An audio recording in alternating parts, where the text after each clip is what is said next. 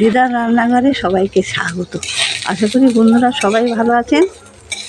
আজ রামনবমী।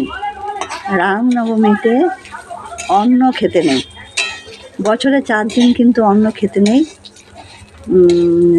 ষষ্ঠী, দুর্গা ষষ্ঠী, অষ্টমী, রামনবমী আর শিবরাত্রি, এইগুলোতে অন্ন খেতে নেই। তা রামনবমীর রেসিপি, জিরে, শুকনো লঙ্কা, তেজপাতা ফোড়ন দিয়ে একটু মুগের ডাল ভাজতে দিয়েছি। অন্ন আমরা খাই না, একটু মুগ ডাল ভাজতে দিয়েছি। আর এদিকে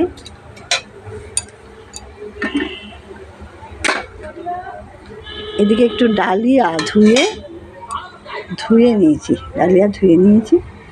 এটা ভেজে একসঙ্গে একটু জিরে গুঁড়ো আর আদা বাটা, আর এই সবজিটাকেও একটু ভেজে নিয়ে দিয়ে দেবো। সবজি মানে আলু, কাঁচা লঙ্কা, টমেটো সব দিয়ে দেবো। আর দিয়ে দেবো কি জিরের গুঁড়ো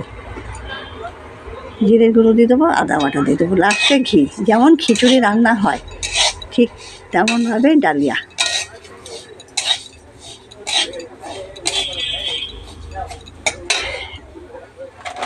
এই ডালিয়া হাফটা ধুয়ে নিয়েছি, তার মানে 250 গ্রাম। আর এই ডাল দিয়ে হবে।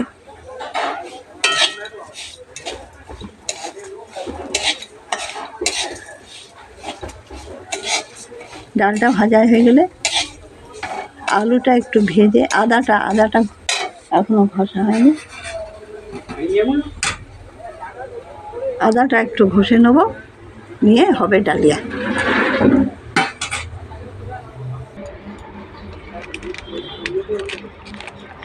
সব একসঙ্গে প্রেসারে দিয়ে দিয়েছি।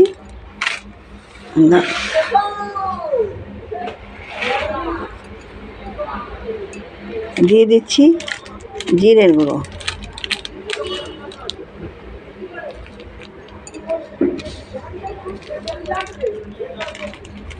তো জিরের গুঁড়ো দিয়ে দিয়েছি। আর দিয়ে দেবো আদা বাটা, লাস্টে একটু ঘি।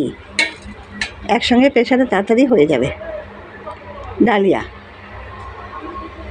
আর ডালিয়ার সঙ্গে এই যে বেগুন কাটা আছে, বেগুন ভাজা হবে, এখনও হয়নি। হ্যাঁ, আদাটা বেটে নিয়ে আবার দিয়ে দিচ্ছি আদা বাটা, সবই প্রেসারের মধ্যে দিয়ে দিচ্ছি, একসঙ্গেই হয়ে যাবে।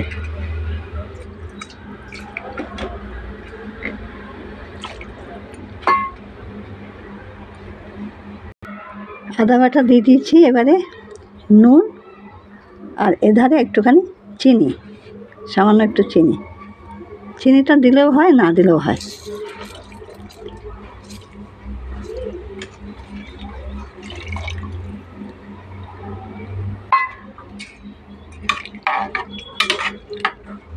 এবার নেড়ে চেড়ে প্রেসার বন্ধ করে বসিয়ে দেবো। ডালিয়া আমার হয়ে গেছে, দেখুন। দিয়ে দেবো এবারে ঘি। এবারে একটু ঘি দিয়ে দেবো। যে কোনো উপোসের দিন এরকমভাবে ডালিয়া করে খাওয়া যেতে পারে। একসঙ্গে সব কিছু আমি তো প্রেসারে দিয়ে দিলাম।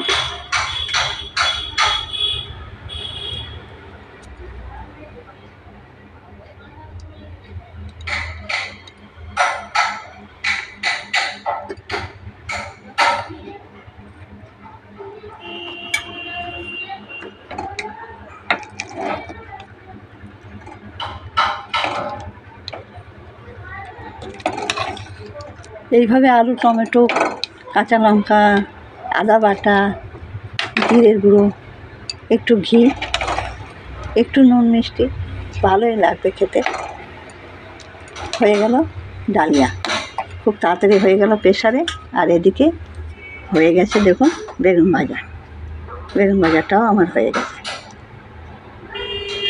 তা কেমন লাগলো আমার এই রেসিপিটি আপনাদের? ভালো থাকুন বন্ধুরা, সবাই ভালো থাকুন। দিদা সবাইকে জানাচ্ছে অনেক নমস্কার।